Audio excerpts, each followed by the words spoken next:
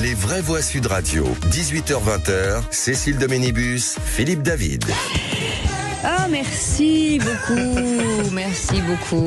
Bon anniversaire, Cécile. Merci. Et j'espère que nos vraies voix sont venues avec des cadeaux pour moi. Alors, j'ai plus rien, je suis fauché. ça démarre bien. Pour la prochaine fois. Quelle générosité, mais quelle générosité. C'est toute notre bonne humeur en cadeau. C'est ça. Non, il faut répondre. Eh ben, on est venu. Voilà. Oui. C'est moi le C'est cadeau. votre présence, mon cadeau. On n'est pas prétentieux comme ça. Non, mais vous avez assisté à cette on dit qu'il y a eu émission. un problème de livraison parce que de nos jours. Oui. C'est toujours très compliqué. C'est une En tout excuse cas, crédible. J'en profite pour vous souhaiter la bienvenue sur Sud Radio et dans les vraies voix avec Philippe David. Et merci Philippe David de m'avoir gâté comme vous l'avez fait. Avec grand plaisir. Voilà, je ne dois pas vous le rendre. Il n'est pas périmé ou il n'y a pas de. Ah non, c'est pas périmé. Il n'y a pas de problème. C'est pas de la nourriture. Sinon, je l'aurais déjà mangé. Tu me diras, ça c'était le cadeau sympa. Tu l'offres et tu le manges. Voilà. C'est ça. Mais il y a des gens qui ont des cadeaux à partager. C'est ça. Vous n'êtes pas de 12 cela. saucisses de Toulouse. Voilà. En fait, il achète pour lui. Et voilà, c'est ça. Et il s'invite chez vous. En tout cas, on est ravis de vous accueillir ce soir. Mickaël Sadoun est avec nous, donc chroniqueur politique et consultant. Merci en tout cas d'être là, Mickaël. On est ravis de vous retrouver. François de Rugy, ancien président de l'Assemblée nationale et ancien ministre de l'écologie. Merci d'être là aussi ce soir. Et puis au sommaire de cette émission, on va revenir sur la pétition de Philippe de Villiers sur l'immigration qui atteint 1,3 million de signatures. L'ancien ministre vise plus de 4 millions de soutiens pour imposer un référendum à l'exécutif. Et cette question du jour, souhaitez-vous un référendum sur l'immigration? Vous dites oui à 90%, et moi je dis qu'un référendum sur l'immigration, est-ce qu'il peut servir à quelque chose, sachant que nous ne sommes plus souverains dans plein de domaines, notamment sur l'immigration, et que nous n'avons plus de frontières? J'ai quelques doutes. Vous voulez réagir? Le 0826 300 300. Et puis un empilement de structures, des doublons à chaque étage et des factures qui s'alourdissent. Le millefeuille administratif reste l'un des mots récurrents de l'organisation française. Le millefeuille, ou même plutôt le 10 millefeuille administratif, faut-il le supprimer? C'est plus copieux. Ouais. On vous pose cette question. Qu'est-ce qu'il faut supprimer pour vous? Les régions, les départements ou les intercommunalités? Eh bien, pour le moment, c'est les intercommunalités que vous voulez supprimer à 52%, les régions à 32% et les départements seulement à 16%. Vous voulez réagir? Le 0826 300 300. Là, le choc de simplification qu'on attend depuis François Hollande va peut-être venir, mais comme c'est un serpent de mer, j'ai encore quelques doutes. Allez, revenons sur ce référendum sur l'immigration. 21 600 étrangers ont été expulsés en 2024. Bruno Retailleau s'est fixé l'objectif de réduire le nombre d'étrangers en situation irrégulière dans le pays. Les premiers titres de séjour, eux, ont progressé de 1,7%. Le nombre de titres de séjour qu'on a accordé l'an dernier, c'est le triple du nombre qu'on accordait à la fin des années 90. Les vraies voix Sud Radio. Et sauvons la France, voici les propos de Philippe de Villiers pour décrire sa pétition 0826 300 300. Souhaitez-vous un référendum sur l'immigration avec les chiffres pour l'instant, Philippe? Eh bien, pour le moment, c'est une très large majorité puisque vous souhaitez un référendum sur l'immigration à 90%. Vous voulez réagir 90, comme on dit en Belgique. Vous connaissez bien le 0826 300 300. Mickaël Sadoun, quelle réflexion vous procure ce référendum sur l'immigration dont on parle depuis si longtemps? Déjà, je veux qu'on dise que c'est un sujet assez technique en fait juridiquement, et donc il faut s'y prendre un peu par le bon bout. C'est-à-dire que il y a plusieurs articles dans la Constitution qui permettent d'organiser un référendum. L'article 11 ne permet pas d'organiser un référendum sur les sujets migratoires, donc il faudrait passer par l'article 89. Désolé de rajouter ces précisions techniques, non, mais elles sont essentielles pour élargir le champ d'application en fait du référendum et pouvoir enfin faire un référendum sur l'immigration. Après, quel package de mesures on mettrait dedans? Il faudrait passer nécessairement par-dessus les contraintes européennes qui existent aussi, et je suis sûr que Philippe David ne manquera pas de le rappeler. Mais par exemple, si vous voulez suspendre le regroupement familial, vous vous heurtez nécessairement à l'article 8 de la CEDH qui consacre le droit à vivre une vie familiale normale. C'est le terme qui est utilisé dans l'article 8. Donc il faut passer par-dessus un certain nombre de contraintes. Donc je suis pour le référendum, mais il ne faut pas penser que ça arrivera d'un coup, tout de suite, très rapidement. C'est vraiment une longue marche juridique qui nous amènera à terme et surtout, à reprendre la maîtrise de l'immigration. dans ce cadre. Voilà. Philippe. François. François.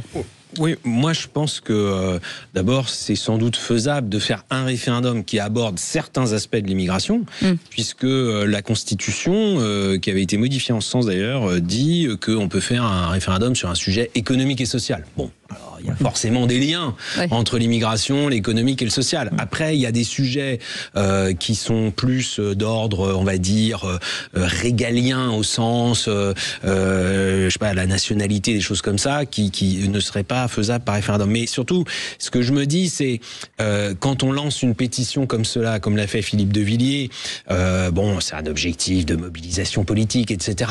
Mais il ne dit pas bien quel serait l'objet, justement. Parce que sans doute qu'il y a des gens qui disent, est-ce qu'on pourrait répondre à une question simple? Est-ce qu'on veut plus ou moins d'immigration? Est-ce qu'on veut stopper l'immigration?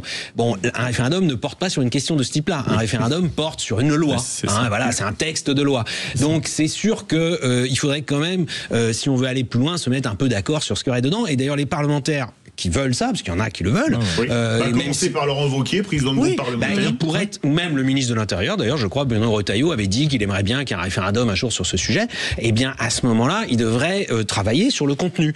Moi, je dois dire que je ne serais pas contre. Je veux dire, alors je vais pas signer la pétition, parce que dans la pétition de Philippe de Villiers, il y a le peuple français en train de mourir. Bon, ce côté-là catastrophiste, il faut sauver le peuple français parce que sinon il va disparaître comme si on était une espèce en voie de disparition. C'est complètement délirant. Mais en revanche, les sujets d'immigration, il ne faut pas avoir peur d'en parler et d'avoir des débats sur le sujet. Là, c'est regroupement familial sans frein, aide sociale sans condition, régularisation massive.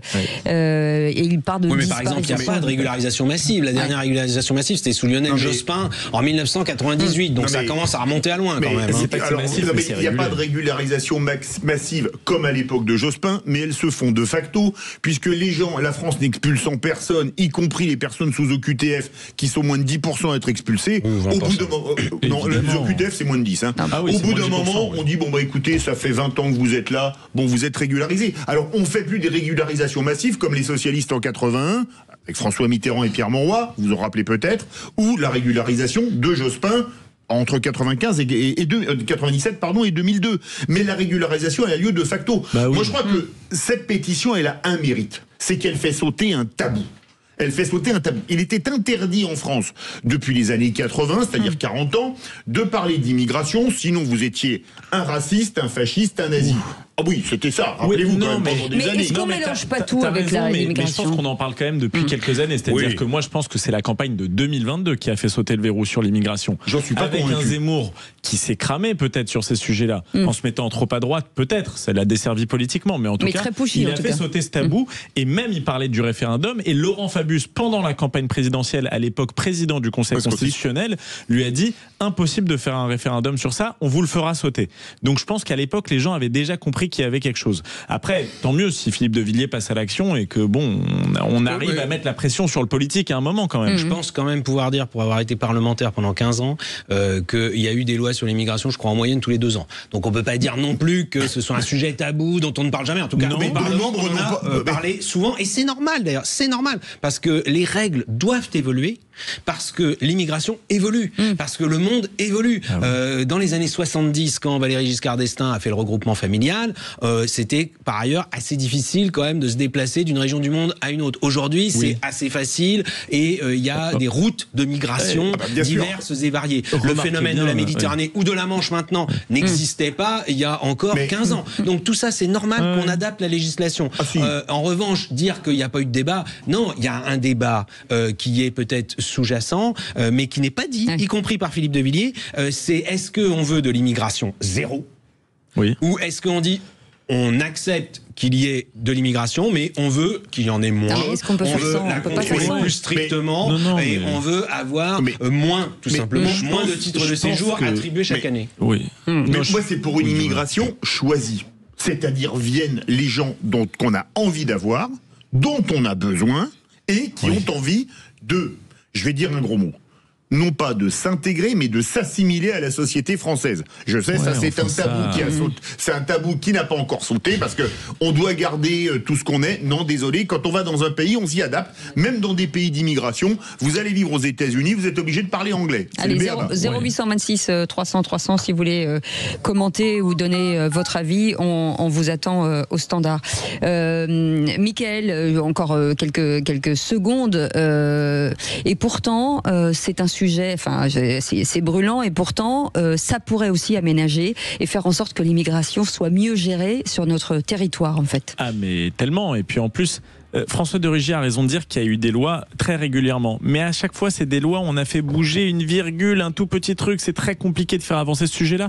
Même Gérald Darmanin a essayé de faire une loi sur la question, qui a été amendée en plus par le Sénat, qui était républicain à l'époque, et ça a été, presque tout a été censuré par le Conseil constitutionnel. Donc oui, il y a beaucoup de lois, mais qui n'ont servi à rien en fait. Allez, vous restez avec nous, on revient dans un instant.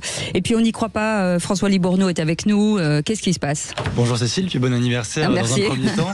Là, on n'y croit pas du tout. Ouais. On n'y croit pas du tout. Comment est-il possible qu'un agriculteur ne soit toujours pas indemnisé au bout de 8 mois après avoir perdu toutes ses bêtes, un ensemble d'un élevage? Moi, je vous le dis, on n'y croit pas du tout. Allez, on en reparlera juste à la fin du débat. 0826 300 300 si vous aussi vous êtes agriculteur et que vous trouvez que cette situation est intenable, incompréhensible, vous nous appelez, et dans un instant on revient sur ce référendum sur l'immigration. Serait-il la solution? À tout de suite. Sud Radio. Parlons vrai. Parlons vrai. Sud Radio. Parlons vrai. Sud Radio. Parlons vrai. Les vraies voix Sud Radio. 18h-20h. Cécile de Ménibus, Philippe David. Ça va mon Philippe? Ça va très bien, et vous? Ouais, toujours aussi... Aussi quoi? Je sais pas, c'est à vous de dire la suite. Parce qu'on m'a dit que j'étais très désagréable quand Mickaël Sadoun vous a dit pendant la pause que vous aviez 18 ans, que j'ai répondu hors taxe, mais là il faut ajouter les droits de douane, le fret import. Mais 18 ans encore, j'ai été méchant. Je connais des adolescentes qui font plus vieilles que Cécile de Ménibus. Je l'ai fait naître dans ma main, ce petit. C'est voilà quand même un avis. Il se rebelle. C'est incroyable. Vous avez une grande main vu la taille. Oui, si vous bouffez en cachette, c'est pour ça que c'est compliqué. Comme disait un président, quelle indignité. J'espère que les gens peuvent quand même voir l'image sur internet, parce que la chemise de Philippe David aujourd'hui, c'est vraiment, il faut la voir. Qu'est-ce qu'elle a? Elle est soft, elle est monocolore. Non, il faut pas l'avoir. Il faut l'acheter surtout. Un référendum sur l'immigration avec un peu de sérieux serait-il la solution? Autour de sa table, Mickaël Sadoun et François de Rugy, Philippe David, bien entendu. 0826 300 300 avec Richard qui est avec nous. Bonsoir Richard de Toulouse. Bonsoir. Oui, bonsoir. Bienvenue. Bonsoir. Juste en fait une question que je vous pose. Est-ce que si le référendum est un succès, bon, je pense que c'est déjà bien parti. Ouais. Est-ce que si la réponse de nos édiles, c'est de dire non, pas possible, Constitution, Europe, donc pour moi.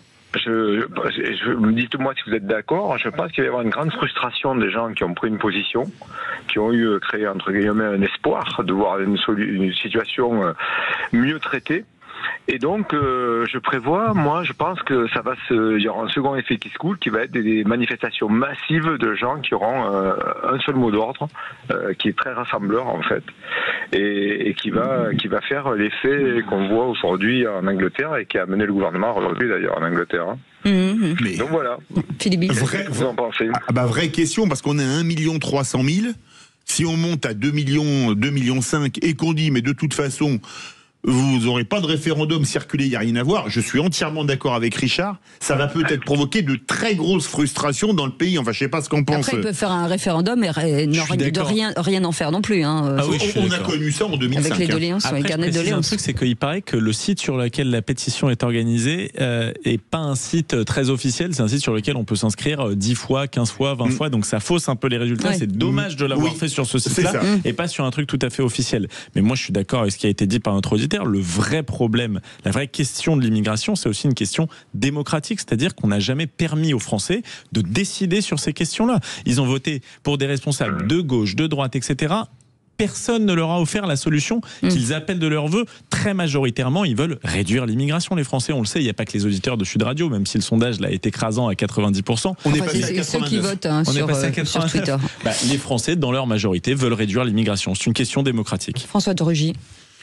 Oui, la frustration des citoyens qui signent des pétitions, évidemment qu'elle peut exister, mais surtout qu'aujourd'hui elle est protéiforme, hein, la frustration, il y en a dans tous les sens.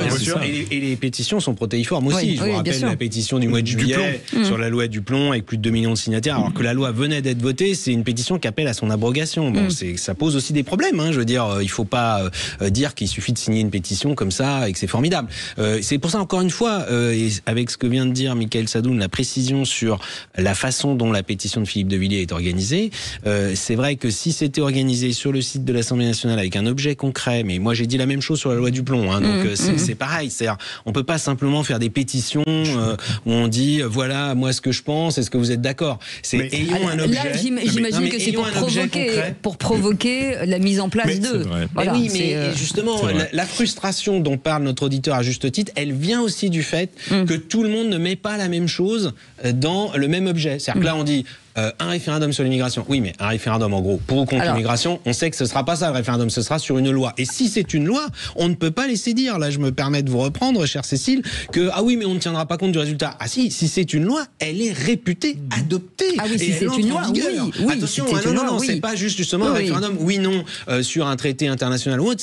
Et d'ailleurs, par ailleurs, le traité constitutionnel européen, à l'époque, il n'a pas été adopté à cause de ce vote français. Il a fallu un autre traité après. Non, mais je disais, si c'est sous forme de cahier de doléances comme on a eu, c'est ça que je voulais dire. Justement, un référendum, ça doit être sur une loi, et si elle est le oui l'emporte, la loi entre en vigueur. Allez, Éric de Saint-Rémy de Provence est avec nous. Bonsoir Éric. Bonsoir. Oui, bonsoir Cécile, bonsoir Philippe, bonsoir à tous. Bienvenue sur Sud Radio, on vous écoute. Merci, oui, je voulais intervenir justement parce que je suis votre débat. Moi, je suis maraîcher dans les Bouches-du-Rhône, à Saint-Rémy de Provence. Et on a historiquement des gens issus de l'immigration.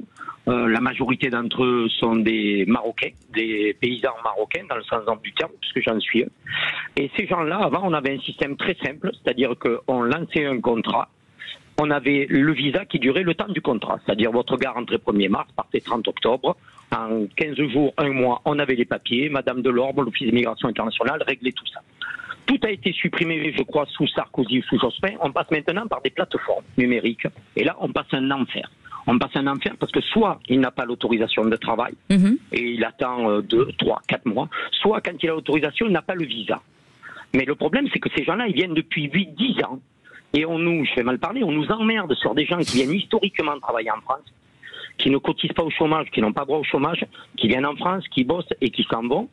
Et ces gens-là, on n'arrive plus à les avoir pour travailler, ou quand ils rentrent avec 2-3 mois de décalage. Ils sont complètement décalés de notre saison. Et après, on nous dit, on veut une immigration. Oui, il faut une immigration, on en a besoin, il n'y a pas de problème. Mais quand est-ce qu'on aura simplement une immigration cohérente? On se retrouve avec des OQTF qui n'ont rien à foutre là, qui posent problème pour la minorité d'entre eux. Et les gens dont on a réellement besoin pour travailler, et pas que l'agricole, le bâtiment, la restauration, et on n'arrive pas à l'avoir, les gens qui travaillent chez nous. Oui. Eric, et pour juste rebondir sur l'histoire du sondage, je voudrais faire un petit rapprochement. La loi du plomb, elle a sauté. Elle a sauté parce que 2 millions de personnes, dont la plupart connues d'entre eux, ont permis, grâce au Conseil constitutionnel, de la faire sauter. Oui, mais ça n'a rien à voir avec la pétition. Non, je sais bien, mais le Mercosur, ça est passé, personne n'a bougé à ce niveau-là. Cette gauche et c'est les Verts, Mercosur signé, plus personne bronche. Oui, c'est vrai, vous avez raison. Que la gauche a sauté. Merci. Donc on a des incohérences qui nous glacent. Je suis désolé. Merci beaucoup en tout cas pour votre témoignage. Merci beaucoup, vous restez avec nous tout de suite. On n'y croit pas. Les vraies voix Sud Radio. Et retard de 8 mois des indemnités promises par l'État pour le cas de tuberculose bovine, François-Louis Bournou. Absolument. L'effet d'un coup de tonnerre, c'est ainsi que Serge Deschamps décrit l'abattage de ses dernières vaches. Éleveur bio à Ezrac dans le beau Périgord vert, il a vu disparaître la totalité de son troupeau, victime de la tuberculose bovine. 2 mois plus tard, malgré les promesses, il attend toujours d'être indemnisé par l'État. Serge Deschamps, racontez-nous votre situation 2 mois après l'abattage de vos vaches. Oui.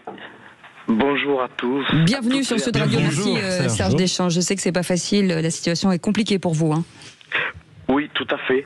Même si j'ai le vent en poupe, parce que j'ai beaucoup de soutien de personnes de tout genre. Voilà. Donc. Alors pour tout dire, nous on vous avait déjà eu il y a quelques mois. On pensait que les choses s'étaient arrêtées, et là de nouveau dans la presse, on se rend compte que c'est toujours à l'arrêt. On en est où aujourd'hui ? Alors.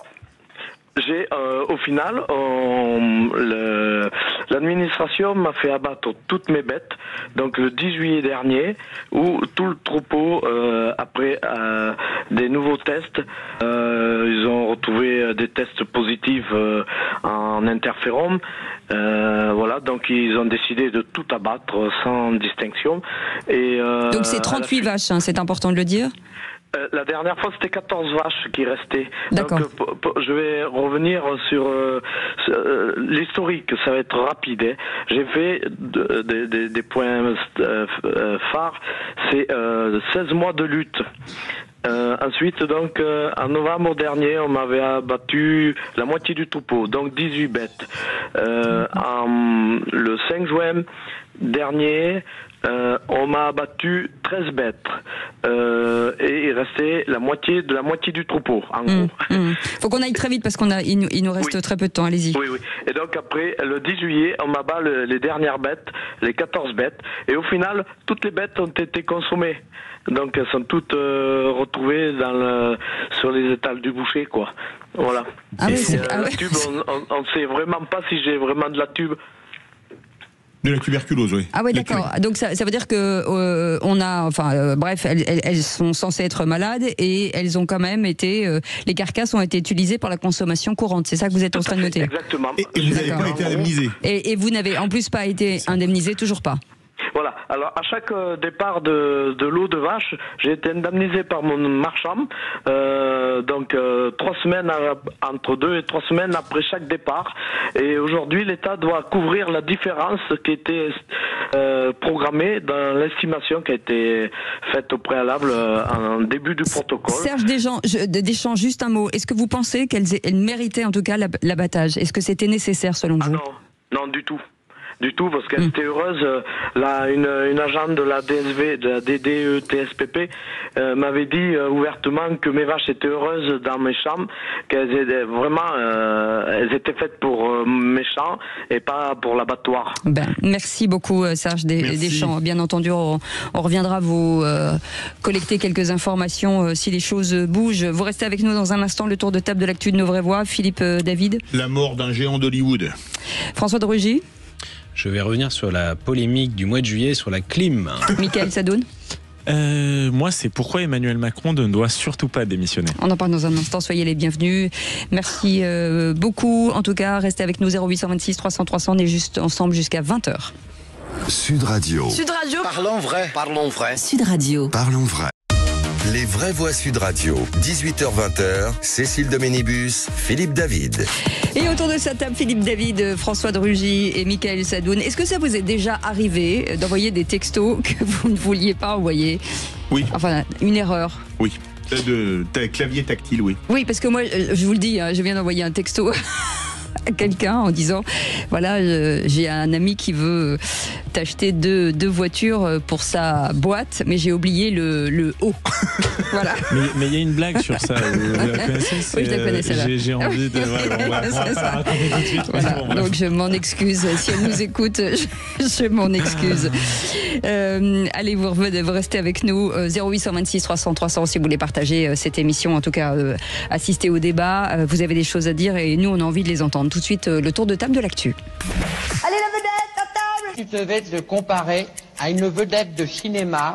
À qui est-ce que tu te comparerais-tu? J'ai toujours rêvé d'être Harrison Ford. Bah, je sais pas, moi, je préfère quand même plus Robert Redford. La comparaison est débile, désolé de vous le dire.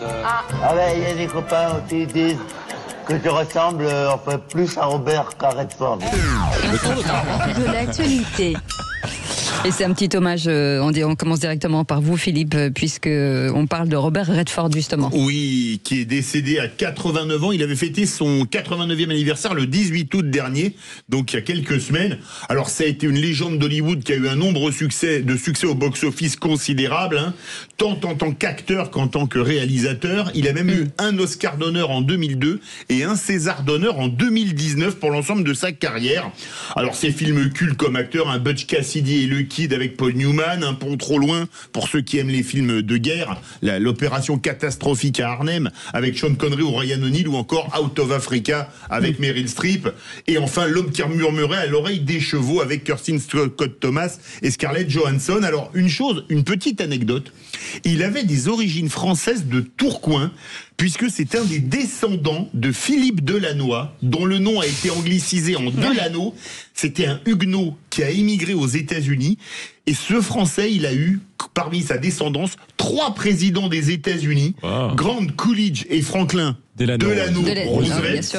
Un homme qui a marché sur la Lune, ça c'est encore plus rare, Alan Shepard qui était dans Apollo 14 et Robert Redford, entre autres. Donc c'est quand même une belle descendance. Il avait des gènes assez costauds quand même. D'accord. Ouais, en plus, il était très beau. Ah oui, beaucoup de femmes le trouvaient beau, oui. Pourquoi vous regardez Je m'attendais.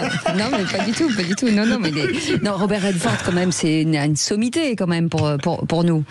Alors, pour nous, excusez-moi de dire que dans ma génération, nous ne connaissons pas Robert Redford. Qui est cette personne qui me parle? Pour nous, parce que vous dites pour nous. Mais... Oui, pour nous. Non, mais, je vous ai exclu. Non, mais, tout en disant qu'on connaît moins cet acteur dans ma génération, il fait quand même partie des acteurs qui ont traversé quand même le temps. Bah oui. Ces films ne sont pas inconnus. J'ai déjà regardé L'homme qui murmurait à l'oreille des chevaux. Bon, voilà, c'est quand même François de Rugy, quand même. Oui. Non. Et en plus, on parlait beaucoup de politique avant, il a fait des films assez politiques. Très politique, oui, notamment sur le macartisme. Oui, et puis sur aussi l'affaire avec Nixon. Et donc, il était assez... Watergate, c'était génial. Moi, je l'avais vu aussi dans un film il y a très longtemps, mais j'ai oublié le titre d'ailleurs, où il était directeur de prison et où il essayait de réformer le fonctionnement des prisons aux États-Unis, etc. Donc, il avait vraiment une très très belle carrière. Michael Sadoun, vous avez vu le Watergate? Non, pas du tout. Regardez ce film. Ah ouais, c'est ouf. Je connais l'affaire, hein, mais j'ai pas vu voilà. Okay. Et écoutez, comme ça, vous ferez moins le malin. Je sais quoi faire ce soir, merci. François de Rugy, est-ce que la clim est écolo? Alors, grande question. Sans doute que en juillet dernier, comme il a fait très chaud, peut-être qu'il va encore faire très chaud d'ici la fin du mois de septembre, on a parlé de la clim. Oui. Et on aurait pu imaginer qu'on en parle pour dire est-ce que la France est bien équipée, les maisons de retraite, les crèches, tout simplement les logements où nous habitons les uns ou les autres, et notamment les plus fragiles, c'est-à-dire notamment les plus âgés et les plus jeunes, les nourrissons, les bébés, etc. Et en fait, on a plutôt assisté à une espèce de vague médiatique portée par de très nombreux médias. Je me souviens d'une une du journal La Croix, quand même un journal assez modéré, comment se passer de la clim. On a eu des reportages un peu surréalistes sur France Télévisions, où on voyait quelqu'un qui faisait tourner un ventilateur avec une bouteille d'eau glacée devant, qui fermait tous les volets, etc. Donc on a eu cette grande vague médiatique sur le thème, non, la clim, ne croyez pas qu'il faille s'équiper de clim quand il fait très chaud, car c'est anti-écolo, avec des arguments assez étranges. Alors, premier argument, la clim refroidirait, rafraîchirait votre logement, mais elle réchaufferait celui du voisin. C'est complètement faux. Bien sûr qu'il y a un petit peu de chaleur. C'est comme un réfrigérateur que vous avez chez vous. À l'arrière du réfrigérateur, il sort un peu d'air chaud. Absolument. Mais c'est évidemment très faible par rapport au gain. Et surtout, à l'extérieur, comme c'est très vite dilué, ça ne change rien à la température extérieure. Alors, on a entendu aussi que, en fait, ça consommait énormément d'énergie et que donc ça allait aggraver le réchauffement climatique parce que on allait produire de l'électricité. Oui, mais en France, on produit de l'électricité qui est à 95%. Ce sont les chiffres de l'année dernière. 95% est décarboné, c'est-à-dire qu'il n'y a que 5% des kilowatts qui émettent un peu de CO2, mais sinon le reste, grâce au nucléaire, aux énergies renouvelables, à l'hydroélectricité, il n'y a pas d'émission de CO2. Donc quand on consomme de l'électricité pour un climatiseur en France, on ne va pas émettre de CO2. Or la France est un des pays d'Europe le moins équipé en climatiseur. Et alors si on compare à des pays d'Asie, par exemple, on est vraiment très très faiblement mais d'où équipé. Vient cette polémique, François Alors, elle vient, à mon avis, de deux sources. Il y a un problème qui est réel, enfin qui était réel par le passé, c'était les fuites des justement on va pas rentrer dans les détails techniques, mais vous avez une sorte de liquide qui produit le froid. Et si jamais c'est un gaz d'ailleurs, il s'échappe du circuit de la clim. C'était les gaz qui étaient les chlorofluorocarbones qui ont été interdits au milieu des années 90. Et puis surtout, ce gaz a en effet un effet beaucoup plus important que le CO2 sur le gaz à l'effet de serre. Mais en fait, aujourd'hui, les clims qui sont bien fabriqués, bien entretenus, il n'y a pas ce problème. C'est comme votre réfrigérateur chez vous. Et puis, l'autre sujet, à mon sens, c'est qu'une fois de plus, c'est un peu la décroissance qui ne dit pas son nom. C'est-à-dire que, oh là là, on a trouvé une solution pour s'adapter au réchauffement climatique, mais ça va faire des entreprises qui vont vendre des machines, il va falloir les produire, et puis après on va consommer de l'électricité. Mais justement, et c'est là que je voudrais dire à nos auditeurs, n'hésitez pas à vous équiper, car quand on consomme de l'électricité pour la clim, c'est en été, c'est au moment justement où on produit trop d'électricité. Car évidemment, on consomme moins d'électricité en général en été qu'en hiver. Et par ailleurs, on a nos centrales nucléaires qui tournent, on a les panneaux solaires qui produisent énormément d'électricité en été et souvent on ne sait pas quoi en faire. Et bien justement, les climatiseurs sont un bon débouché. Donc on peut pour une fois le faire évidemment sans aucune mauvaise conscience pour à la fois s'adapter au réchauffement climatique, mais aussi contribuer au bon fonctionnement du réseau électrique. Et je me permets... oui. Ça vous dirait d'être ministre de l'écologie? Il a du potentiel. J'allais dire le poste est pris, mais on ne sait jamais, puisque le gouvernement est en cours de constitution. Mais je ne lance aucun appel. En revanche, je me permets de dire, c'est une petite publicité gratuite, mais pour quelque chose qui n'est absolument pas commercial. Comme j'ai lancé une chaîne YouTube qui s'appelle Et si l'économie sauvait l'écologie, le prochain sujet sera justement sur la clim à découvrir dans quelques jours. Rien à ajouter, c'est intelligent et pas dogmatique. Voilà. Moi, je suis tout à fait d'accord. D'ailleurs, j'ai regardé cet été parce que je discutais avec des amis, je leur disais, mais avec ce temps, les épisodes caniculaires qui se multiplient et le sous-équipement de la France par rapport à ses voisins que j'ai constaté, je suis allé voir des chiffres sur Internet, c'est vraiment impressionnant par rapport à l'Italie, comme la France est sous-équipée. Je leur ai dit, franchement, il y a un business de clim à ouvrir. C'est faux. Et je pense que bientôt viendront des aides de l'État sur la climatisation beaucoup plus importantes. Bien sûr. Ce qui était rigolo, c'est que la ministre Pannier-Runacher faisait cette déclaration avec une clim au sucre. Que tout le monde a bien entendu. Sachant qu'en plus, on peut même faire aujourd'hui des pompes à chaleur réversibles, c'est-à-dire qui produisent de la chaleur en hiver, donc du chauffage et de la fraîcheur en été. Michael Sadoun, pourquoi Emmanuel Macron ne doit absolument pas démissionner? Voilà, je sais que je vais en fâcher certains, notamment parmi nos auditeurs. Je vous demande de m'écouter parce que vous allez suivre mon raisonnement. On peut ne pas être d'accord avec Emmanuel Macron sur le fond. On peut le détester dans sa méthode de gouvernement, dans sa personnalité. On peut avoir envie, plus que tout, qu'il ne soit pas au poste qu'il occupe actuellement. Reste qu'il a été élu en 2022. En 2022, je crois qu'il y avait une offre politique très très large qui allait de Jean-Luc Mélenchon à Éric Zemmour. Les Français ont eu à trancher. Ceux qui ont décidé de ne pas aller voter, je m'en excuse pour eux, mais quand on s'exclut du jeu démocratique, on peut difficilement le contester après. Donc, il a été élu pour 5 ans et je trouve absolument normal qu'il reste à son poste malgré les instabilités politiques. Comment vous dire, je pense en plus, le deuxième argument que j'avais, que ça fragiliserait les autres présidents de la République si jamais ils venaient à démissionner. Ça créerait un précédent en fait. Oui, c'est-à-dire que si demain, je parle à nos auditeurs par exemple qui aimeraient Marine Le Pen, si demain Marine Le Pen était élue présidente de la République et qu'Emmanuel Macron avait démissionné avant, mais on n'en finirait plus des mouvements dans la rue pour appeler à sa démission, etc. En fait, ça saboterait toutes les entreprises politiques postérieures. Donc je trouve ça normal qu'Emmanuel Macron reste à son poste. Il est le président jusqu'en 2027 et les Français vont heureusement ou malheureusement devoir le subir. Oui. Eh bien moi je suis pas d'accord. Je pense que ce sera la seule manière de dénouer la crise si jamais on n'arrive pas à avoir un gouvernement qui tient. Ah, je suis pas d'accord. Un référendum pourrait dénouer la crise. Juste 15 secondes. Oui, pour faire le lien avec un précédent débat, je suis d'accord avec Michael Sadoun, mais je pense que Emmanuel Macron devrait faire des référendums pour redonner la parole aux Français. Voilà. Absolument. Allez, vous restez avec nous dans un instant. L'info en plus, François-Louis Bourneau. Dans un instant, on reviendra sur cette actualité. Bien sûr. Alors moi, je ne murmure pas à l'oreille des chevaux, mais je peux vous dire qu'en tout cas que à Reims, 2 hommes, dont l'un venait tout juste de sortir de prison, ont été mis en examen lundi soir pour violences aggravées sur des policiers à Reims. Et on en parle juste après, effectivement. Absolument. On revient dans un instant. 0826 300 300. Vous voulez réagir? Vous êtes les bienvenus jusqu'à 20h. Sud Radio, votre avis fait la différence. Merci à Sud Radio de pouvoir m'exprimer et pour la qualité de vos informations. Sud Radio, parlons vrai.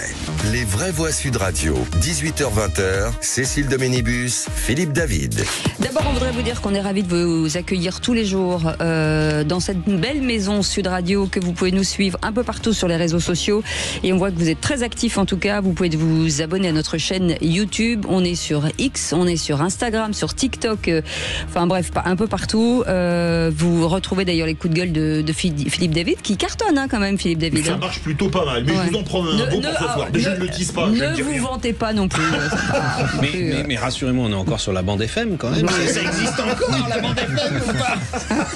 On est sur les DAB+, monsieur, maintenant. Oui, en grandes ondes. Oh là là là là, la vieillerie. Allez, autour de cette table, la vieillerie avec François de Rugy, la jeunesse avec Michael Sadoun. Et Philippe et moi, on est entre les deux. Allez, tout de suite. Allez, l'info en plus. Les vraies voix Sud Radio. 7 policiers lynchés samedi soir à Reims. Les faits se sont déroulés dans le centre-ville alors que les fonctionnaires se rendaient dans un restaurant pour un pot de départ. Pour l'heure, 2 frères déjà condamnés à de lourdes peines ont été mis en examen pour violence aggravée. L'un des policiers s'est vu prescrire 28 jours d'ITT quand même. Et puis Éric Duchemin, merci beaucoup François-Louis.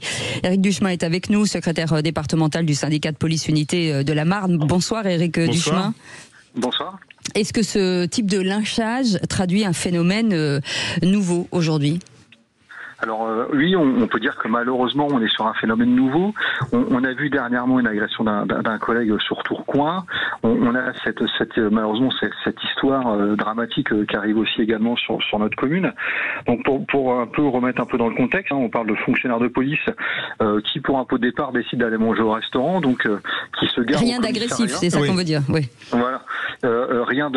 Et donc qui se garent au commissariat, et ces derniers traverse pour aller à la en place d'Ernon, qui se trouve quelques centaines de mètres un petit peu plus loin, traverse les promenades. Au moment où ils arrivent sur ces promenades, qui sont donc à une trentaine de mètres du commissariat, les collègues, une personne en trottinette s'approche d'eux, un groupe d'individus les entoure et ils commencent à se faire, en effet, les collègues commencent à se prendre à partie, et comme en effet vous l'avez dit, c'est un véritable lynchage sur les fonctionnaires de police.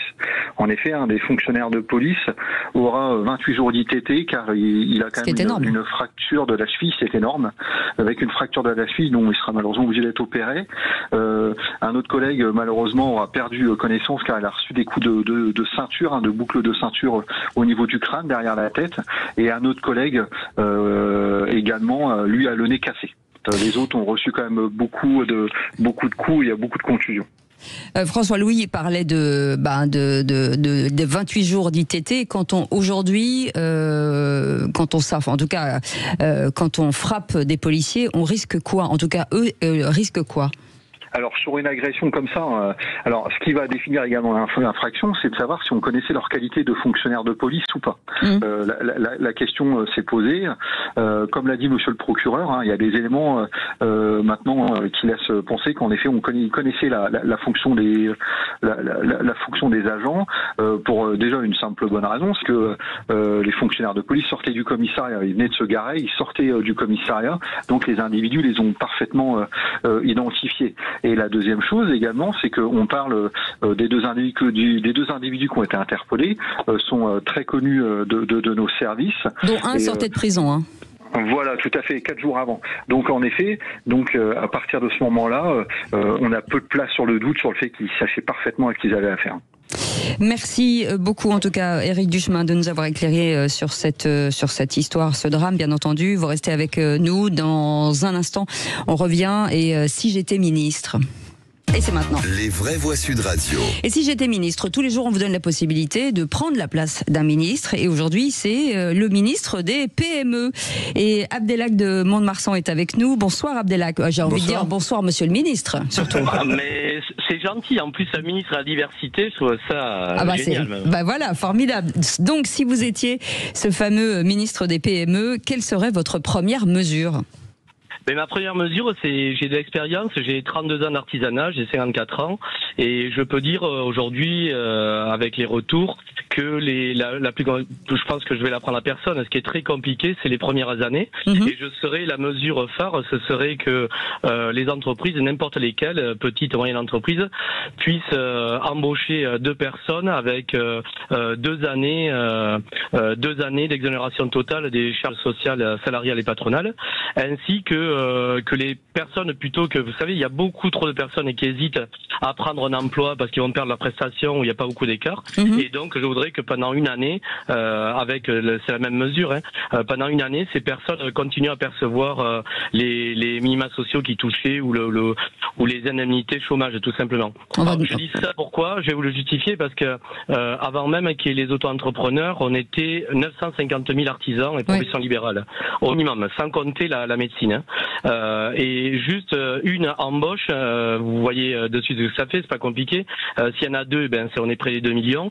Et parce que de toute façon, on va lutter contre deux choses. On va lutter contre le travail au noir, parce qu'au tout début, vous savez, il faut vraiment croire ce que je vous dis. Vous savez, ceux qui s'installent très très souvent en artisanat, même les professions libérales, certains architectes notamment, en fait, ils ont du mal à avoir des salariés et ils ont recours au travail au noir. Et les personnes veulent toucher leurs prestations. Donc, on y gagnera de toute manière à la sortie. Et puis, c'est des personnes qui vont... Abdelak, on va commenter vite fait, François Drogy. Moi, je comprends très bien ce que dit Monsieur le ministre des PME, c'est un appel d'air quand même. C'est vrai que c'est une réalité. Moi, je sais ce que c'est d'ailleurs parce que je suis entrepreneur depuis 3 ans et en effet, embaucher quelqu'un, quand on voit la différence entre ce que ça coûte à l'employeur et ce que ça rapporte vraiment aux salariés, c'est vraiment énorme le niveau de cotisation et de taxes diverses et variées. Après, je suis toujours un peu réticent par rapport à ces mesures parce que après, il y a un effet de seuil qui est énorme au bout de 2 ans. C'est-à-dire que d'un seul coup, il va falloir la passer à un niveau 20. Et moi, j'aimerais bien, alors si j'étais ministre, non pas à la DPME, mais de l'économie et des finances, j'aimerais bien qu'on soit capable dans ce pays de baisser les impôts, les taxes, les cotisations en général. C'est-à-dire pas simplement juste pour quelques cibles, parce qu'en fait, on contourne le problème qui est que les impôts, les taxes, les cotisations sont trop élevés en France. Vous savez qu'en 1960, le niveau d'imposition en France, c'était 30% de la richesse produite. Aujourd'hui, c'est 45%. Une fois et demie de plus par rapport à la richesse produite. C'est ça qui est insupportable pour les entrepreneurs comme pour les salariés. Allez, Mickaël. Je suis évidemment 1000 fois d'accord, mais sur le recrutement, parce que je travaille aussi avec beaucoup de PME, moi, dans mes activités, notamment de conseiller en communication, et je constate que les entrepreneurs de PME ont des activités qui sont très fluctuantes d'une année à l'autre. Il y a des années où ça marche, il y a des années où ça marche moins, et je leur donnerais beaucoup plus de facilité sur le licenciement. Je pense qu'Emmanuel Macron a beaucoup amélioré déjà les choses sur le marché du travail, avec notamment la rupture conventionnelle qui a amélioré beaucoup de choses dans la relation entre l'employeur et l'employé. Alors, en l'occurrence, c'était sous Sarkozy. La rupture conventionnelle. Oui, tout à fait. Négocié avec les syndicats en 2008. Vous voyez, je voulais donner un bon point à Emmanuel Macron. Et en fait, vous n'êtes pas arrivé. L'homme de droite que je suis peut pas s'empêcher de complimenter Sarkozy plutôt que Macron. Donc. Allez, merci beaucoup. Abdelak, merci beaucoup. Merci, monsieur le ministre des PME.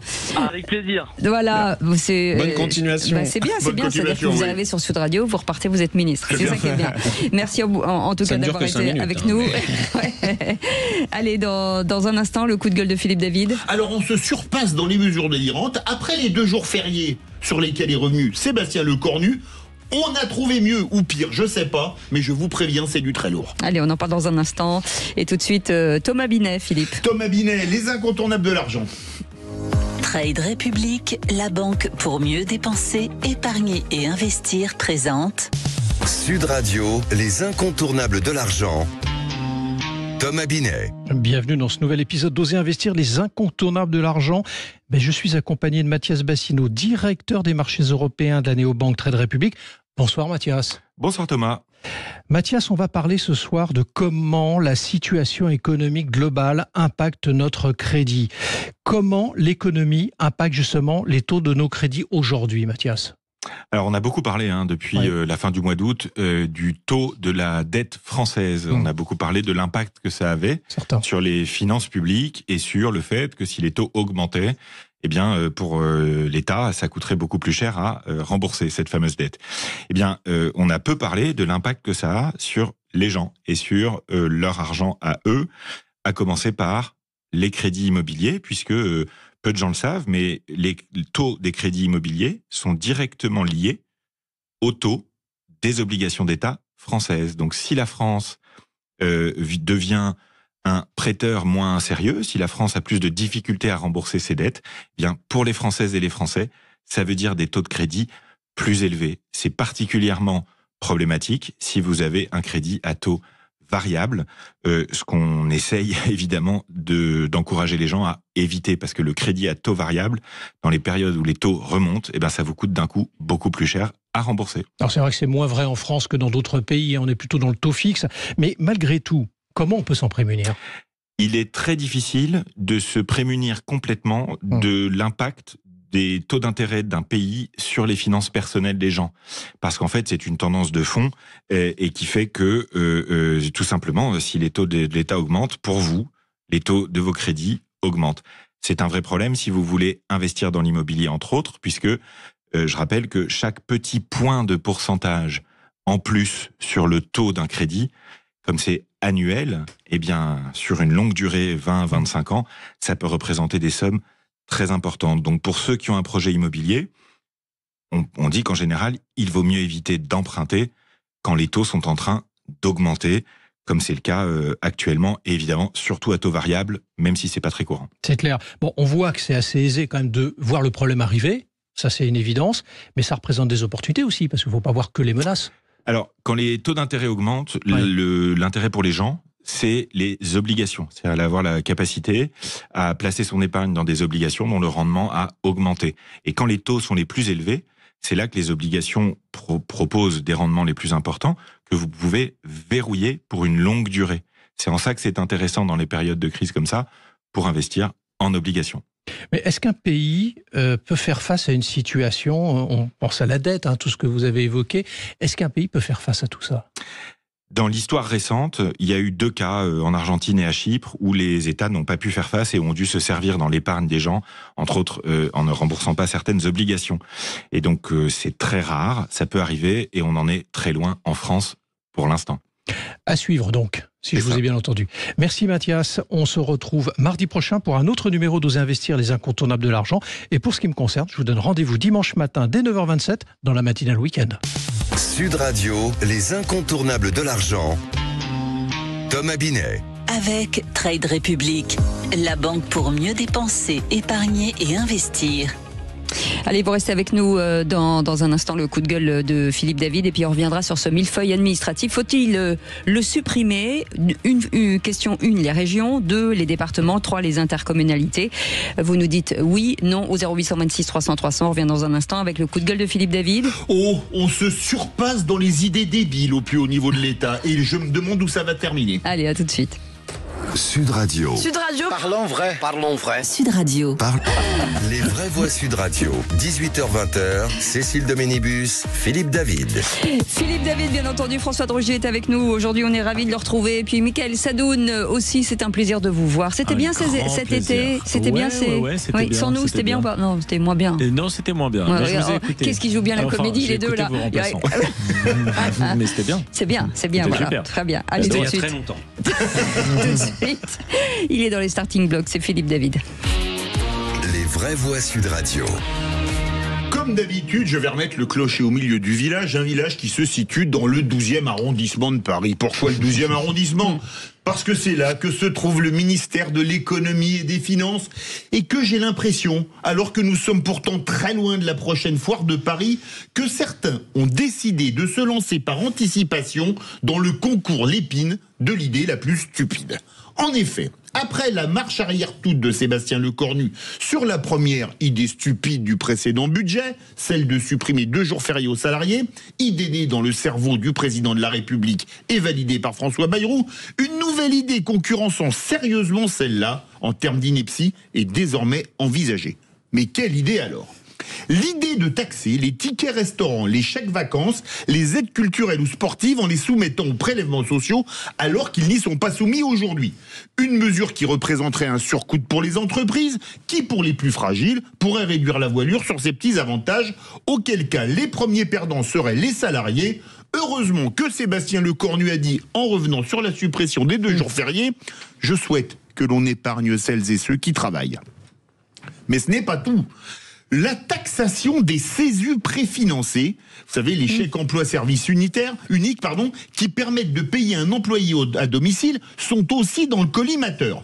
Une mesure qui, si elle était prise, multiplierait la fin des emplois à domicile déclarés, qui cotisent pour la protection sociale, pour, dans le même temps, multiplier le travail au noir en remplacement du travail salarié. Bref, tout le contraire de ce pourquoi cette taxation serait faite. Clémenceau disait il y a plus d'un siècle, la France est un pays extrêmement fertile, on y plante des fonctionnaires et il y pousse des impôts, à croire que ce pays ne changera jamais. Michael Sadoun. Non, mais c'est dépitant. C'est dépitant. Alors, je comprends qu'il y a un problème. Je vous avais promis du lourd. Hein. Non, mais je comprends qu'il y a un problème de dette en ce moment, mais la dette n'est qu'une accumulation de déficit. Quand on a un problème de déficit, il y a deux solutions. Soit on augmente les impôts, on augmente les recettes, soit on diminue les dépenses. Bon, actuellement, il y a quand même deux écoles. J'ai l'impression que la majorité des Français est quand même dans le sens de la diminution des dépenses. Après, le problème, c'est que c'est quand même vrai, il faut le dire, dans notre démocratie et dans notre pays, c'est toujours difficile de diminuer les dépenses pour certaines catégories, etc. C'est-à-dire qu'on veut baisser les dépenses pour tous les autres, mais pas pour nous. Donc, je comprends la difficulté politique. Mais stop, quoi, stop. François de Rugy, on a parlé tout à l'heure, on est le pays qui bat des records, évidemment, d'impôts, et la recette de l'État, elle est déjà bien suffisante. Donc maintenant, essayer de trouver des économies, on en parlera tout à l'heure, par exemple, sur la suppression de certains gestions territoriaux. Je me souviens qu'il y a un an, quand Michel Barnier a été nommé Premier ministre, on a déjà donc eu 3 depuis, il avait dit on envisage des contributions, parce que dans ces cas-là, on emploie des mots un peu des contributions, ça fait moins peur que les impôts ou les taxes. Et il y a des différents journaux qui ont titré, je crois notamment le journal Le Monde, Michel Barnier lève le tabou de la hausse des impôts. Alors là, je veux dire que les bras m'en sont tombés, parce que moi, j'estime qu'il y a un tabou en France qui est la baisse des dépenses. Le vrai tabou, alors là, Philippe David tout à l'heure, le vrai tabou dont on ne parle pas en effet, c'est la baisse des dépenses. Et là, regardez ce qui s'est passé depuis quelques jours, quelques semaines, où on nous abreuve de cette taxe Zuckman matin, midi et soir. Il faut boire du Zuckman sous toutes ses formes, alors que c'est pour nous distraire, si je puis dire, du vrai enjeu qui est celui de la baisse des dépenses. Et je sais que c'est installé dans l'opinion qu'en fait c'est impossible et que c'est irréformable, alors que c'est faux. Quand on le veut, on le peut. Nous, dans la région Pays de la Loire, vous savez, la présidente Christelle Morancet a été beaucoup critiquée depuis un an parce que justement elle a fait le choix de baisser les dépenses de fonctionnement de l'ensemble des dépenses de fonctionnement de la région pour préserver les capacités d'investissement. Eh bien, on y est arrivé et on va continuer. Moi, quand j'étais ministre, j'ai réduit de 2800 postes les postes du ministère de l'écologie. C'était faisable. Le ministère de l'écologie s'est pas effondré parce qu'il y avait 2800 postes. Vous savez sur combien? Sur 40 000. Le ministère de l'Éducation nationale à l'époque ne voulait pas qu'on supprime 1300 postes sur 1 million, de fonctionnaires. Bon, il faut quand même qu'on soit capable en France de réduire les dépenses avant d'augmenter les impôts. CQFD, comme on dit. Allez, vous restez avec nous dans un instant. On va revenir sur cette information. Vous savez, on entend trop souvent des gens dire oui, trop de structures, trop de doublons à chaque étage et trop de factures qui s'alourdissent. Le millefeuille administratif reste la grande faiblesse de l'organisation française. On voulait de la simplification, eh bien, c'est raté. Et à cette question, millefeuille administratif, faut-il supprimer? Eh bien, vous dites à 54% les intercommunalités, à 31% les régions et à 15% les départements. Vous vivez ça, vous dites non, il faut supprimer les départements ou les régions ou les intercommunalités. On vous attend au 0826 300 300. Et on sera ravis de vous accueillir. À tout de suite. Sud Radio. Sud Radio. Parlons vrai. Parlons vrai. Sud Radio. Parlons vrai. Les vraies voix Sud Radio. 18h-20h. Cécile Doménibus, Philippe David. Et nous sommes très bien entourés aujourd'hui avec François de Rugy qui est avec nous. Merci en tout cas d'être là. Merci aussi à Michael Sadoun. Et merci à vous au 0826 300 300. J'en profite pour embrasser notre équipe formidable parce que on en parle à chaque fois, à la fin d'émission, mais c'est bien d'en parler aussi au milieu. Alors qu'on a un réalisateur formidable, Maxime. Oui, bonsoir monsieur. Merci d'être avec nous. En vous remerciant. Il était temps. J'attends votre cadeau. Aude, merci beaucoup. Baptiste, merci beaucoup. François, Louis, merci beaucoup, bien entendu. Justine aussi. Voilà, c'est bien de les mettre en valeur parce qu'ils font un travail formidable et comme toutes les équipes de Sud Radio. Je dis pas ça parce qu'ils m'ont fêté mon anniversaire tout à l'heure, mais bon, un peu quand même. Cécile, merci beaucoup. Philippe, merci beaucoup. Allez, tout de suite la question du soir. La maison qui rend fou. Oui. Il vous faudra d'ailleurs y entrer, c'est votre prochaine épreuve. Et que devons-nous y faire dans la maison qui rend fou?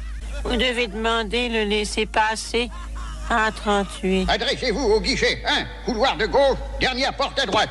Ce soir, je vais dire aux entreprises que nous allons faire un choc de simplification. C'est à quel sujet? Nous désirons obtenir le laissez-passer A38. On vous a mal informé. Vous devez vous adresser au guichet 2. Je me suis dit, nous allons pouvoir trouver de la croissance aussi par la simplification. Que voulez-vous? Le laissez-passer A38. Vous avez le formulaire bleu? Le formulaire bleu? Non. Alors comment voulez-vous obtenir le laissez-passer à 38? Et où trouverai-je le formulaire bleu? Guichet 1. Mais j'en viens. Donc un choc de simplification. Le laissez-passer A38. Les vraies voix Sud Radio. Et c'est certainement ça, bien sûr, le choc de simplification, Philippe David, avec cette question du jour. Oui, qu'est-ce que vous voudriez toucher dans comment ça s'appelle, dans la structure administrative de la France, le millefeuille ou le 10 millefeuille? Eh bien, vous êtes 54% à vouloir supprimer les intercommunalités, à 31% les régions et à 15% les départements. Vous voulez réagir? Le 0826 300 300. Je reviens sur les paroles du nouveau Premier ministre Sébastien Lecornu qui dit: je souhaite présenter un grand acte de décentralisation, de clarification et de liberté locale au Parlement. C'est ce que depuis, on l'a entendu, le choc de simplification, c'était François Hollande. Depuis, comment dire que tout est un peu compliqué. Un peu compliqué, c'est bon. Voilà, c'est ça. Est-ce que ça, Mickaël Sadoun? Oui, il faut comprendre que si vous voulez, les dépenses de l'administration publique locale, c'est elles qui ont vraiment explosé plutôt que les dépenses de l'État à proprement parler dernièrement. Parce que, notamment, les échelons se sont multipliés, etc. Alors après, ils ont ce qu'on appelle une règle d'or, donc ils ne doivent pas faire de déficit si ce n'est pas pour financer des dépenses d'investissement. Je crois que François de Rugy le confirmera. Doit présenter un budget en équilibre, mais ce qui n'empêche pas qu'ils augmentent au fil des années. Oui, oui, bien sûr. Évidemment.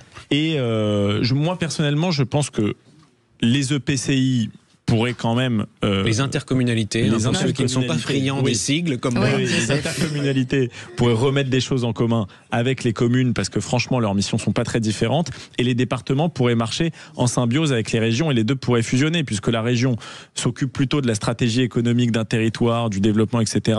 Bon, ils s'occupent aussi des lycées, etc.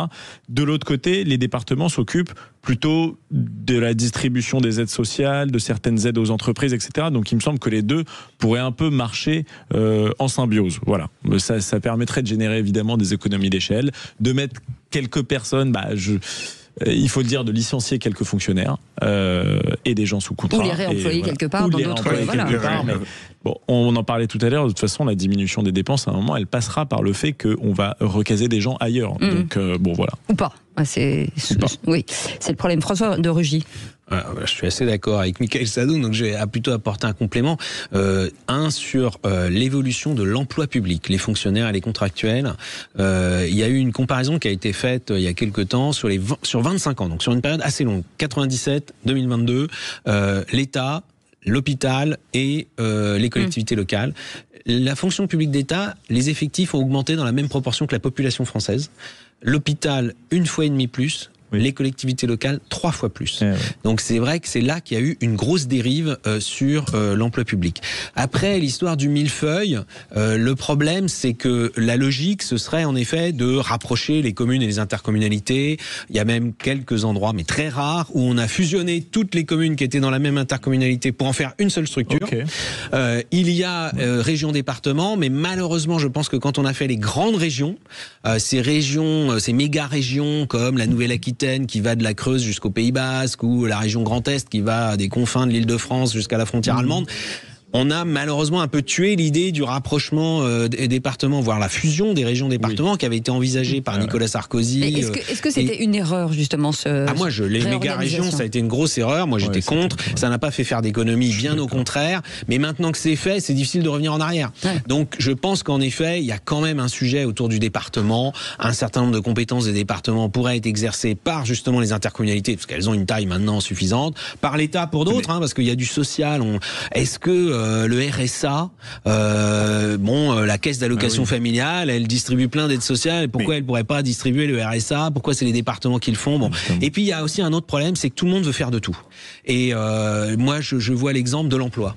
La politique de l'emploi, c'est important. Mais alors du coup, comme c'est important, tout le monde dit mais moi je fais quelque chose pour l'emploi. Et donc vous avez des choses qui sont faites au niveau communal, intercommunal, départemental et régional et national. Et c'est là que ça va pas. Il faut que chacun s'occupe d'une chose, s'en occupe pleinement et ne s'occupe pas du reste. Ce qui est fou. Je vais faire une comparaison avant de me dire comparaison n'est pas raison. La France, 550 000 km², 68 millions d'habitants. On avait les départements, on a mis les intercommunalités. Ouais. En plus, les régions, c'était anecdotique jusqu'à 86, quand on a élu les conseillers régionaux au suffrage universel direct à la proportionnelle.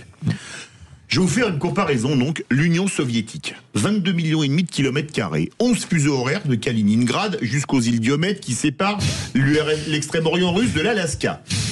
200 et quelques millions d'habitants, 4 échelons administratifs. La ville, l'oblast, la République, la Russie, le Kazakhstan, etc. Et le Soviet suprême à Moscou. 4, la France. Commune, 35 000 quand même. Communauté de communes. Département, région, État, Europe. C'est-à-dire que la France, schématiquement, est moitié plus administrée que n'était l'URSS, ce régime ultra-libéral bien connu, qui a fait faillite il y a quelques années, en 1990. Et des gens nous disent encore qu'il ne faut rien toucher. Pourtant, la France, c'est pas 11 fuseaux horaires. Hein. Entre Brest et Strasbourg, on est à la même heure. Je prends pas, évidemment, les extrêmes comme Nouméa ou Saint-Pierre et Miquelon, d'accord ? Et que des gens disent « Ah non, faut surtout rien toucher », je me dis qu'on est dans un asile psychiatrique à ciel ouvert. Mais où est le problème? C'est qu'il y en a tellement qui vivent sur ces structures administratives, qui veulent pas perdre leur voiture de fonction de président des conseils départementaux, ou ceci ou cela, que c'est pour ça qu'on n'y touche pas. Alors maintenant qu'on est peut-être pas loin de tomber sous la coupe du FMI, peut-être que ça va changer. Vous voulez parler de baronnie peut-être? Oui, de baronnie si vous voulez. Voilà. Non mais c'est quand même une réalité, non? Bien sûr, mais le conservatisme aussi, mais moi je pense que le conservatisme, il est chez les élus, ça c'est clair. Moi je l'ai vu quand j'étais député. Sarkozy a voulu faire une réforme territoriale. J'ai vu monter tout un tas de gens contre, y compris de son propre parti. Il a fini par abandonner, par exemple, ce qu'il voulait faire sur l'Île-de-France. Il voulait simplifier, vraiment, supprimer les strates. François Hollande a essayé, très vite, il a abandonné aussi. Ça a juste été les méga-régions qui étaient une bêtise. Et Emmanuel Macron, qui pourtant lui n'avait pas beaucoup d'élus locaux dans son parti, a aussi très vite abdiqué en disant non, il n'y a pas d'accord sur le sujet. Et c'est vrai qu'il ne faut pas demander aux élus locaux, pourquoi pas faire un référendum d'ailleurs, demander aux Français, mais peut-être que les Français aussi finalement se sont habitués au fait qu'il y ait, on a toujours un élu sous la main, la commune, l'intercommunalité, le ceci, le cela, on va chercher les subventions chez les uns et chez les autres, et que donc on n'a pas tellement envie que ça change, alors qu'en effet c'est une source d'inefficacité et de perte en ligne, comme on dit, qui est énorme. Merci les amis, allez tout de suite La France vue d'ailleurs. Les vraies voix Sud Radio. Que pense l'Italie de la France en ce moment, avec Paolo Levi qui est avec nous, journaliste italien. Bonsoir. Bonsoir, buonasera. Buonasera. Buonasera. Ah, ça donne envie, c'est terrible. Ça donne envie de pâtes et de pizza. Ça donne envie de Ne pizza. résumez pas l'Italie à des pâtes, s'il vous plaît. Voilà, c'est ça. On mange plus de pizza en France qu'en Italie. Notre spécialité, elle est infinie. Donc, on pourrait passer des pâtes à la pizza, risotto, à plein d'autres mets. Calmez-vous un peu, Paolo, parce que nous, on est pas mal aussi en France. C'est très limité. On a une telle richesse régionale. Vous ne pouvez pas imaginer la richesse de l'alimentation italienne et qui s'arrête surtout pas aux pâtes. Très bien. En attendant. Nous sommes des champions du monde aussi de la viande. Je reviens d'Italie. Si vous ne pouvez même pas imaginer qu'est-ce qu'elle est bonne la cuisine en Italie. On passe donc d'une rubrique politique à une rubrique recette. Philippe, il ne fallait pas provoquer nos amis italiens sur la gastronomie. Paolo Levi, en fait, on s'est adressé à vous puisque vous savez bien que nous vivons un peu une crise politique aujourd'hui en France. Quel regard ont les Italiens qui visiblement, d'après ce qu'on a vu, se réjouissent de cette crise? C'est Courrier International qui a fait un dossier là-dessus. Disons qu'ils ne se réjouissent pas du tout parce que seuls des imbéciles italiens pourraient se réjouir que la France va mal. Ceci pas pour une question d'altruisme ou je sais pas quoi, mais pour une question tout bêtement économique, dans le sens que la France est quasiment un de nos premiers clients au monde. Et vous savez que l'économie italienne, si elle tient un petit peu debout, c'est grâce à ses exportations, parce que nous avons une demande interne très faible. Et donc, se réjouir que la France va mal pour un Italien, c'est un petit peu comme quelque part s'auto-suicider, parce que si c'est grâce à la France si l'Italie tient debout. Donc il suffit de rentrer dans n'importe quel supermarché français, regardez la quantité de produits italiens qui se vendent chez vous en France, mais même en Allemagne. Donc si la France va mal, automatiquement, même l'Italie va mal. Après, il peut y avoir dans certains crans de la population une forme de revanchisme, parce qu'en Italie, on se souvient encore des sourires qui ont été très mal digérés en Italie de Nicolas Sarkozy à l'époque de la crise financière avec Merkel au Conseil européen, en jugeant les finances publiques italiennes. Vous vous souvenez, la Sarkozy, que l'Italie a très très mal pris, et venant d'un partenaire comme la France. Et donc aujourd'hui, oui, disons que dans certains comptoirs de café, on peut dire « Ah, vous voyez, les Français nous faisaient la leçon, et aujourd'hui ils sont bien servis. » Oui, c'est celui qui dit qui est, c'est ça. D'un point de vue très superficiel, il peut y avoir ce débat-là, et notamment il y a un dirigeant politique, Matteo Salvini, qui est l'allié de fer de Marine Le Pen en Italie, c'est le chef de la Ligue, qui exploite chaque occasion pour attaquer la France d'Emmanuel Macron, mais dans une posture et une stratégie électorale. C'est pour surtout soutenir son amie Marine Le Pen, parce qu'ils sont vraiment très très liés les deux. Et on va faire réagir Paolo, si vous permettez, Paolo Levi. Moi, la seule chose que j'aimerais dire, c'est que si l'Italie est aujourd'hui en situation de donner des leçons à la France, c'est parce qu'elle est dirigée depuis quelques années maintenant par Giorgia Meloni, qui a fait des réformes économiques et financières qui lui ont permis un peu de se redresser. Il n'y a pas que Giorgia Meloni, évidemment, mais je pense réellement qu'elle donne un peu d'espoir à ce pays. Elle lui a redonné de la vigueur et une fierté aussi en Europe. On attend encore notre Giorgia Meloni. Tout de suite, parce que Giorgia Meloni, elle a eu le seul, la seule intelligence de rester dans une continuité par rapport à des réformes très profondes qui ont été faites dans la décennie précédente. Quand elle est arrivée, elle a fait des... Non, quand elle est arrivée, elle a fait des réformes qui étaient assez osées quand même. En continuité avec les réformes de Mario Draghi notamment, et dont aujourd'hui elle récolte les fruits, mais c'est surtout pas elle qui a fait les réformes. Elle en bénéficie indirectement, et elle a eu l'intelligence de garder une continuité, mais c'est absolument pas les réformes de Giorgia Meloni. Quand elle est arrivée, elle a notamment fait des réformes de flexibilisation du marché du travail, je crois, qui ont été moyennement accueillies à l'époque. Monsieur, renseignez-vous, c'est bien avant ça. Ça fait 15 ans que l'Italie a fait des efforts monstrueux pour remettre en ordre ses comptes publics. Giorgia Meloni, elle a tout simplement gardé une continuité. On n'en a pas vu les effets avant. Merci. Et ça, c'est sans parler des sujets d'immigration sur lesquels elle a agi aussi. Merci beaucoup, Paolo Levi, d'avoir accepté notre invitation. Allez, dans un instant. Il y a un PSG Atalanta Bergame demain soir, ça va être chaud en Ligue des Champions. Dans un instant, on va parler emploi, mais à partir de 20h, Magali Berda est avec nous. Bonsoir Magali. Bonsoir, ça va? Oui, la recette de ce soir. Je me suis remise de l'émission d'hier. Alors, ce soir, on ne vit pas dans la même France. On reçoit Jordan Florentin, rédacteur en chef Radio Frontières, et on reçoit Benjamin Lucas Lundi, député écologiste des Yvelines.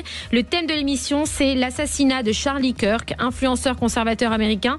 Les influenceurs politisés en France peuvent-ils être en danger? Donc c'est un vrai sujet d'actualité aujourd'hui et je suis très heureuse de le faire. Allez, 0826 300, bien entendu. À partir de 20h, vous serez les bienvenus sur l'antenne dans l'émission de Magali Berda, de 20h à 21h. Restez avec nous. Dans un instant, on vous parle emploi. À tout de suite. Sud Radio. Parlons vrai. Parlons vrai. Sud Radio. Parlons